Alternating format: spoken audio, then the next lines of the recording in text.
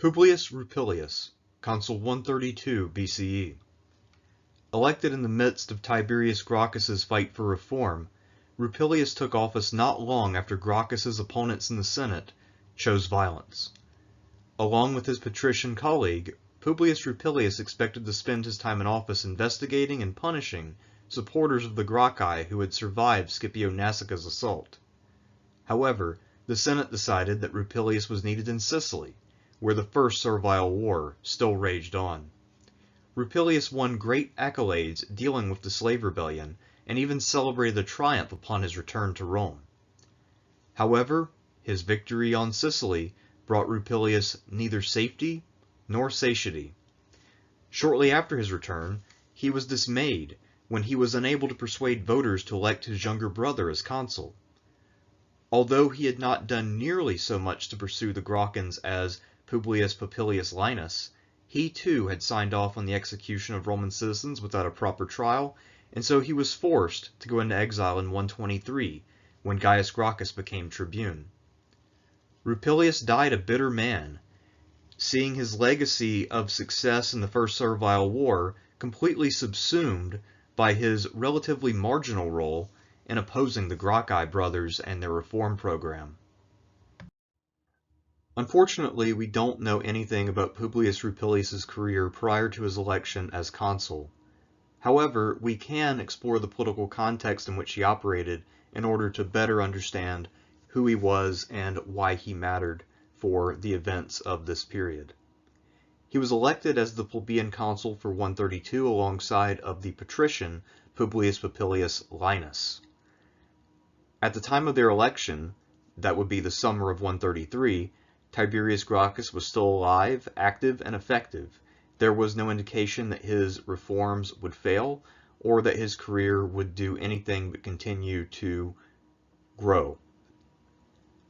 Gracchus had plenty of major supporters in the Senate, and he was very popular with the people of Rome. Given that success, it is almost certain that both consular candidates would have had to take a stance on the Gracchan reform program.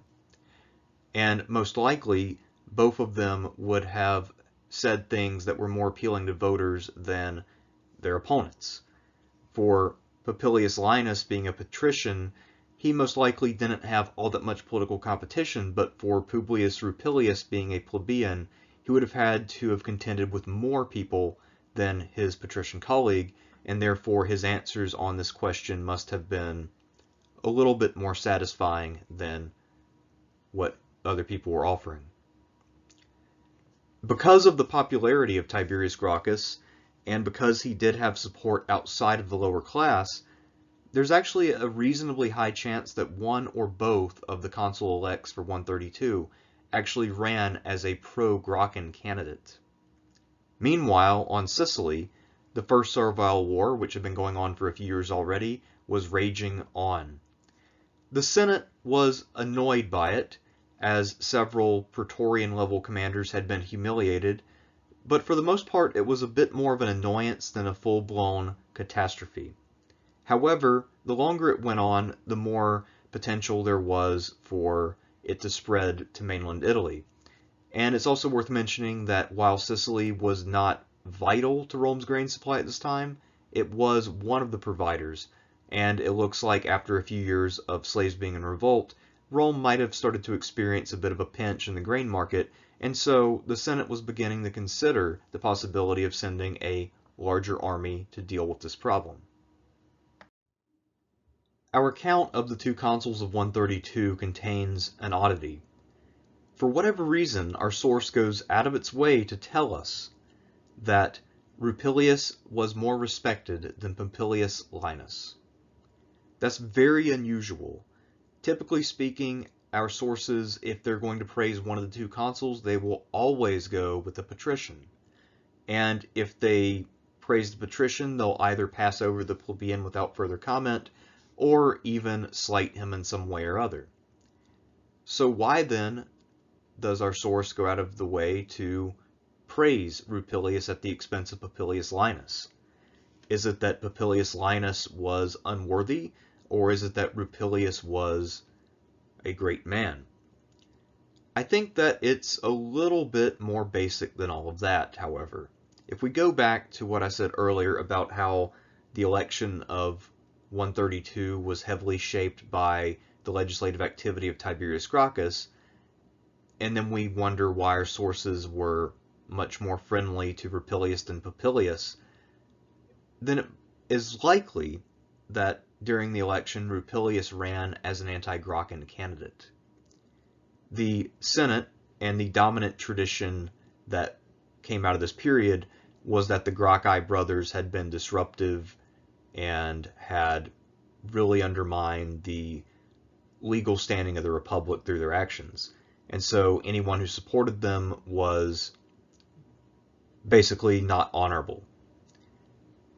So for this comment to make sense, it would stand to reason that Rupilius took up the side of the Senate against the Gracchi, whereas perhaps initially Publius Linus was in favor of the Gracchi.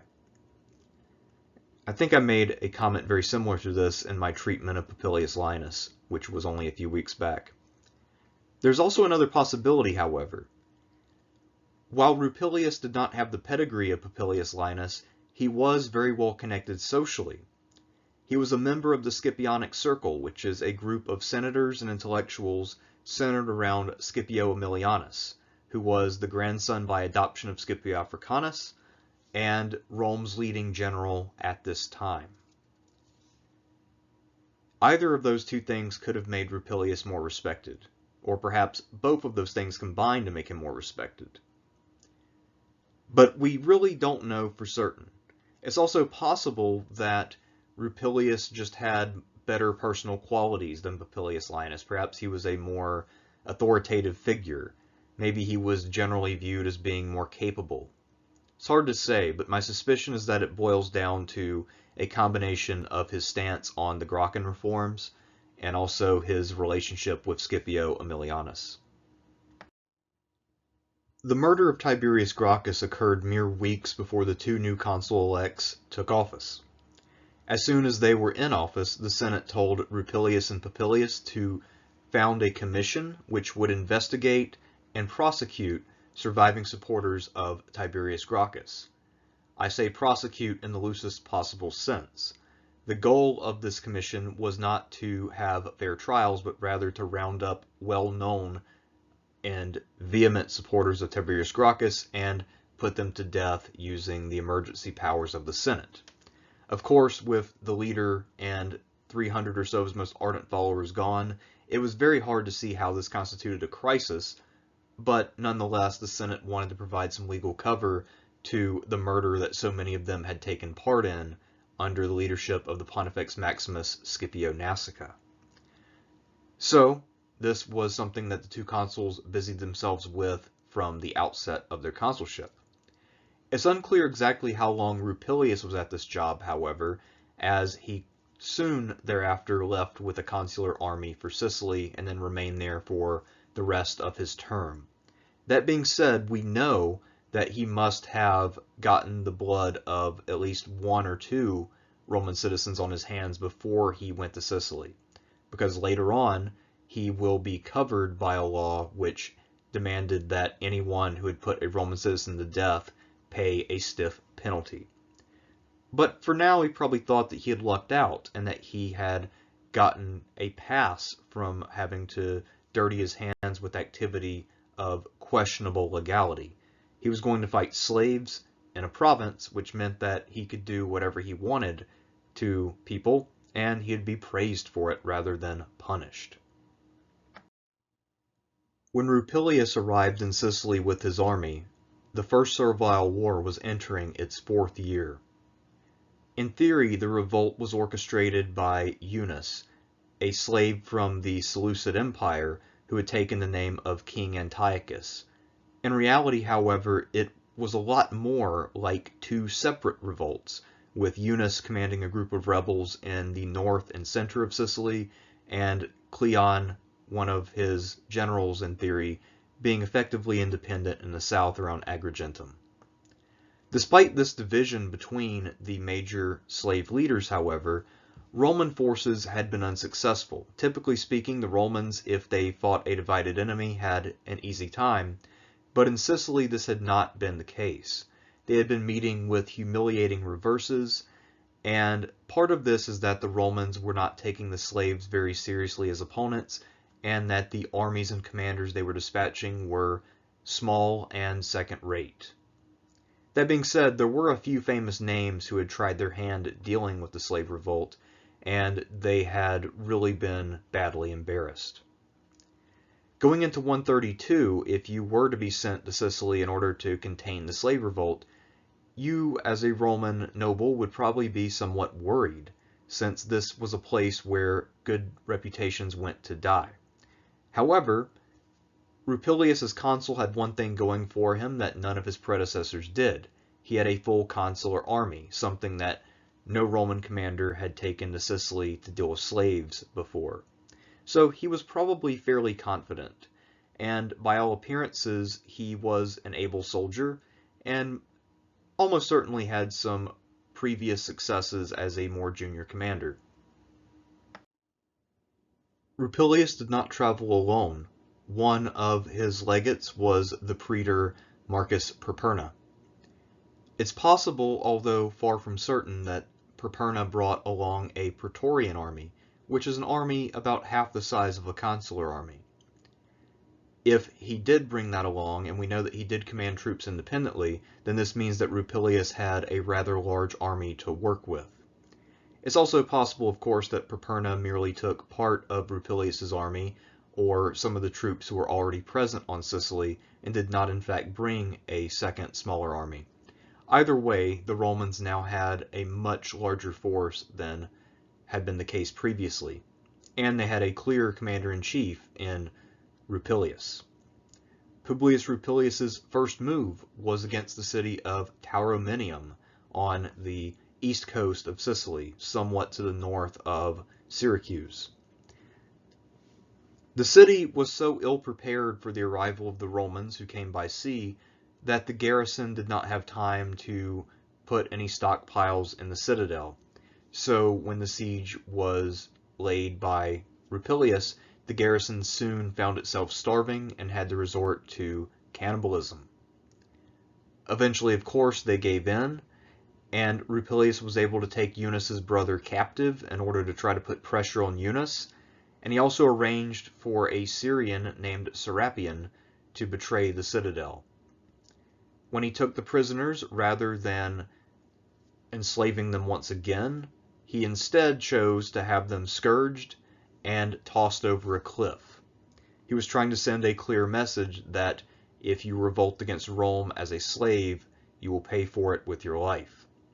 One might have expected him to try something a bit more lenient since he was trying to get other areas in Sicily to submit, but Rupilius was not there to play. If you look at the map on your screen, you'll see the extent of the slave revolt and also the plan of attack for Rupilius's main force. He landed at Tauromenium and then marched inland to Enna, and from there south to Agrigentum. Meanwhile, Perperna commanded the other force and dealt with other pockets of resistance. So his second move was against the city of Enna, and there the commander was none other than Cleon. Cleon once again was a semi-independent rebel commander who owed a nominal allegiance to Eunice, but in reality was more or less independent. Cleon was much better prepared to resist than the slaves at Tauromenium had been, and so he put up quite a fight. However, he was hopelessly outmatched, and eventually he was placed under siege in the city's citadel. When it became clear that he had no chance of victory, Cleon decided to try one last heroic sally, and in this action he was killed after having demonstrated a good deal of bravery. The Romans were able to recover his body, and Rupilius had it displayed to his former men so that they would see that further resistance was futile. The men surrendered. However, our source notes that had the men decided to fight on, the position was effectively unassailable, and the siege would have taken even longer. They would have had to literally wait for the men to starve out. But as it was, the death of Cleon, this charismatic lead from the front general, was enough to break the spirit of his men and cause them to give up the most formidable position that the slaves held in Sicily. It appears that Publius Rupilius intended to march on to Agrigentum and fight one more major battle, but the cumulative effect of Tauromenium and Enna was that it broke the morale of the slaves and they began to disintegrate. Many of them tried to go into hiding in the interior, hiding out in the mountains of Sicily, and in order to ferret as many of them out as possible, Rupilius divided his force into smaller columns and began to scour the countryside. Eunice himself was taken captive. He had actually taken refuge in a cave with just the immediate followers of his quote-unquote court, the men who were supposed to keep him comfortable. When he was captured, he was then put in prison at the city of Morgantina, and soon after that, he ended up dying, supposedly because he was eaten by lice, if we are to believe Diodorus Siculus, who seems to really delight in the fact that Eunice apparently had a miserable death. Rupilius, for his part, returned to Rome, celebrated a triumph, and his colleague Perperna, the praetor, received an ovation for his efforts, which implies that he must have been fighting his own battles, although Diodorus does not really provide us with any details of those battles. But to qualify for an ovation, it was necessary to defeat a certain number of men in the field, so Perperna must have taken at least one or two strongholds or won a small field battle. After taking Tauromenium and Enna, but prior to returning to Rome for his triumph, Rupilius had a good deal of housekeeping to attend to. He spent the remainder of his time as consul in Sicily restoring order. This included trying to give aid to cities that had been affected and also rounding up and executing any slave rebels he found. His settlement ended up getting a formal name, the Leges Rupiliae, the Laws of Rupilius.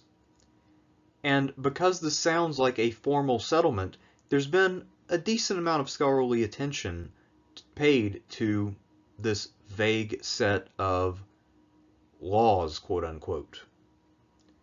There are some people who claim that the Leges Rupiliae represents a major piece of legislation, that he instituted some meaningful reform in Sicily.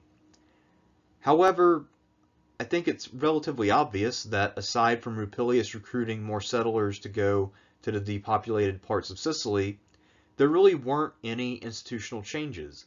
The laws of Rupilius were basic bills to send in settlers and aid where they were needed.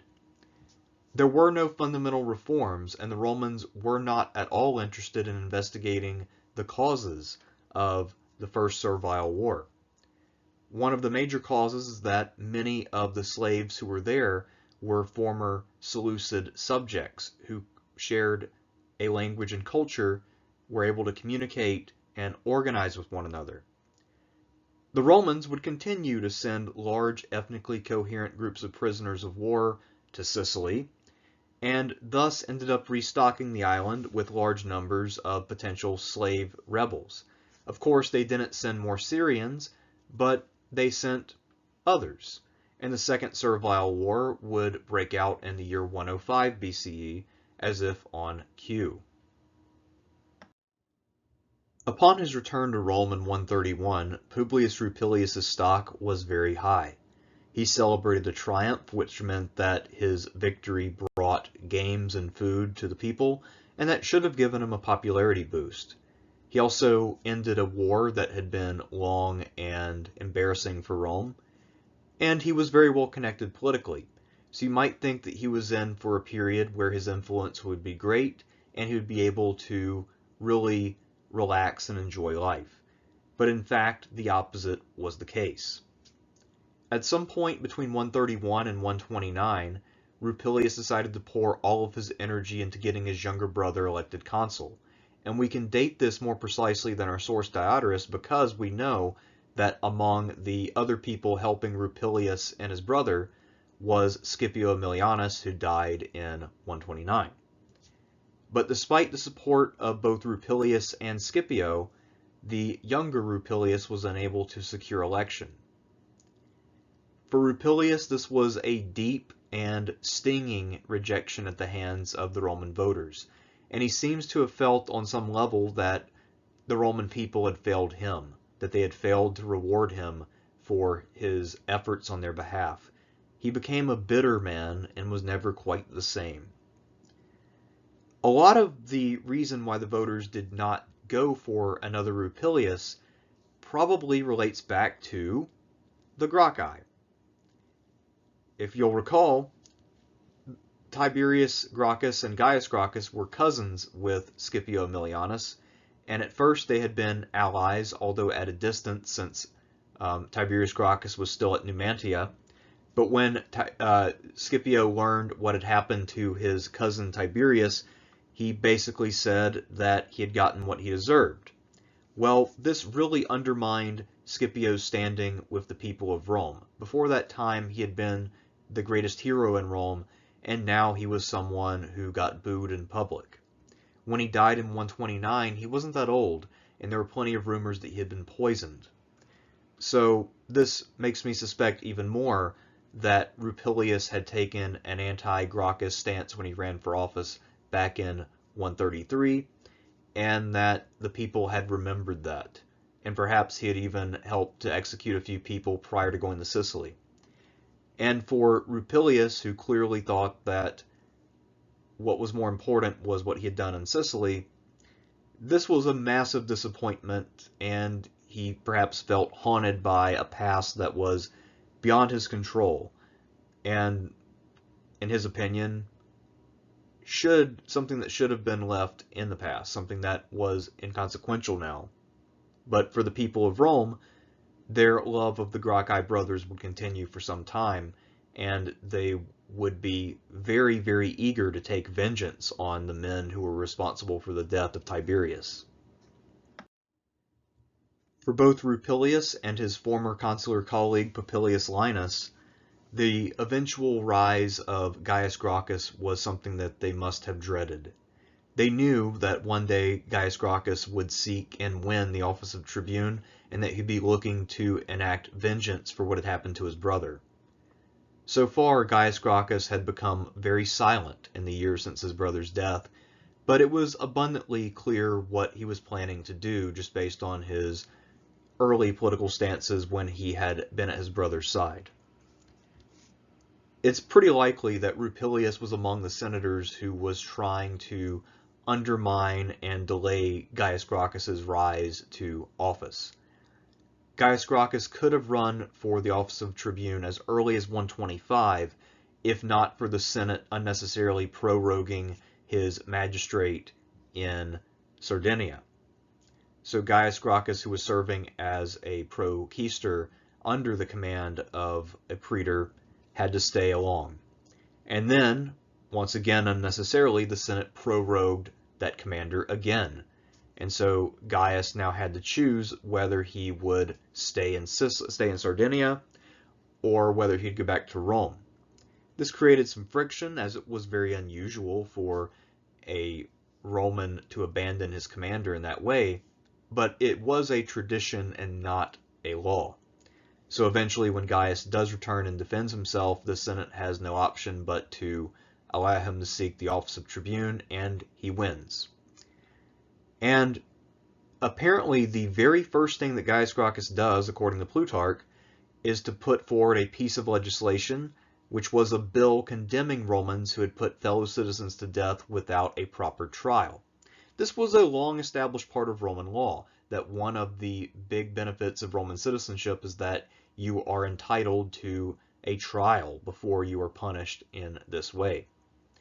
And the special commission, headed by Publius Linus and Rupilius, had not observed that custom. And so, after that bill was passed, it was very obvious that the two consuls of 132 would either have to get out of town or suffer stiff penalties, up to and including death. So although Rupilius had not been the primary director of the investigatory committee, he was just as affected by this as Popilius Linus, and so he was forced to enter into voluntary exile in order to avoid having his things confiscated and being put to death. And as we'll see, this is how he ended his life, as someone who was extremely bitter and felt that Rome had failed him. The end of Publius Rupilius sounds rather sad. Our sources tell us that the twin disappointments of failing to get his brother elected consul and then being banished put him in an early grave. He seems to have died fairly bitter and alone. We shouldn't have too much pity for him, though, since, of course, as someone who went voluntarily into exile, he remained wealthy, and he was able to reside in the mansion wherever he went.